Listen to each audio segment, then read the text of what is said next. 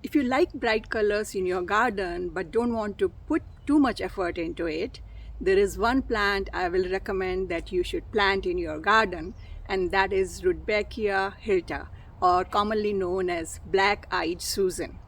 This is a perennial plant in certain zones. So you plant it once and then it keeps coming back again and again and produces these beautiful, bright, sunny yellow flowers. And the best part is that they make excellent cut flowers. You cut them, you put them inside in water, and they'll last for 2 weeks. Hi, this is Ruchi, and let's talk about planting and taking care of black-eyed Susans. So last year I grew some black-eyed Susan plants and I saved dead flowers so that I could get seeds for the next season. So that's what I'm going to plant today. It's almost springtime. It's a perfect time to plant these seeds. So these black ones are the seeds. So I'm going to just scatter them generously on this planter. So this has good drainage at the bottom, general purpose potting soil mix, and I'm going to cover it lightly with soil, very lightly because the seeds are really tiny, and I'm going to water it because seeds require humidity and moisture to germinate. And I'm going to keep it inside so they stay warm, and hopefully they'll germinate within a couple of weeks.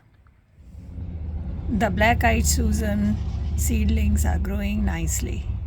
So many of them have grown. Now I have moved them outside so that they can get sun, otherwise they'll get leggy. I'll wait for them to grow at least 3 to 4 inches tall before I can transplant them.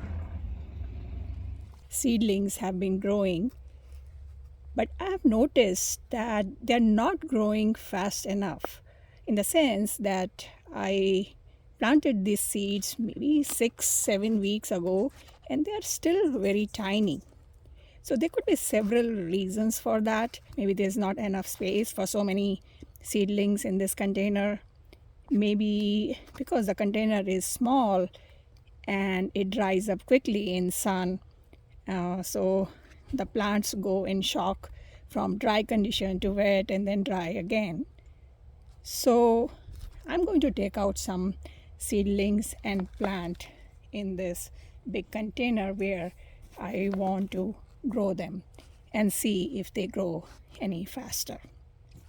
Some of them are about 2 inches tall, so it should be okay. And we have plenty if, some don't survive. So in this container, I have regular potting soil mix.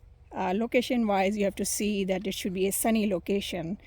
Otherwise, black-eyed Susan will become leggy, and you don't want that. They will flop on the side. Before transplanting, there are 3 rules that I follow. The first is that, of course, the seedlings should be at least 2 to 3 inches tall, which some of these are. Second is you need to acclimatize your seedlings, meaning suppose you were growing these seedlings inside and now you're bringing them outside, and then at the same time you transplant it immediately. So they're getting 2 shocks. One is the climate conditions have changed, and second, you have uprooted them. So you want to do it slowly. So bring it out where you want to grow it, leave it there so they get acclimatized to the new climate, and then in a few days you transplant them.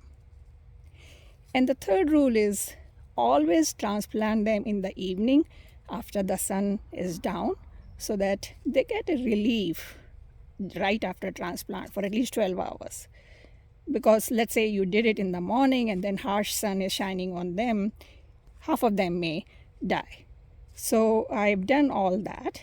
So let's dig up some plants and transplant them. I'll just dig up some of these.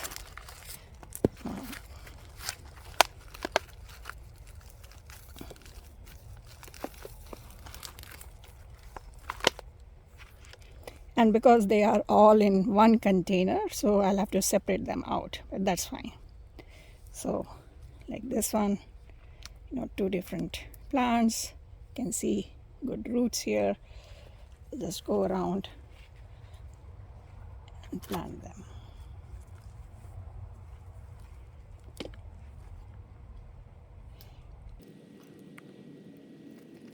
And I'm going to plant more seedlings than this container can handle, because I'm pretty sure some of these will not survive, because first of all they are a little small, and second, in general that happens, some of the transplants don't work. So instead of waiting for a few days and then realizing that some of the plants died, just start with more plants if you have.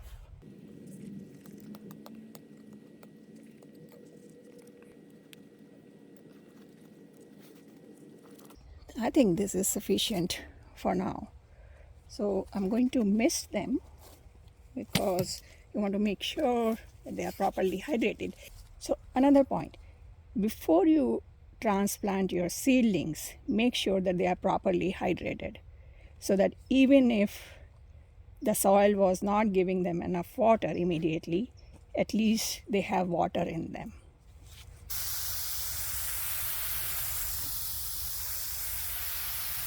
And then in a few days, I'll show you the progress. So we transplanted these plants 2 days ago, and they seem to be doing fine.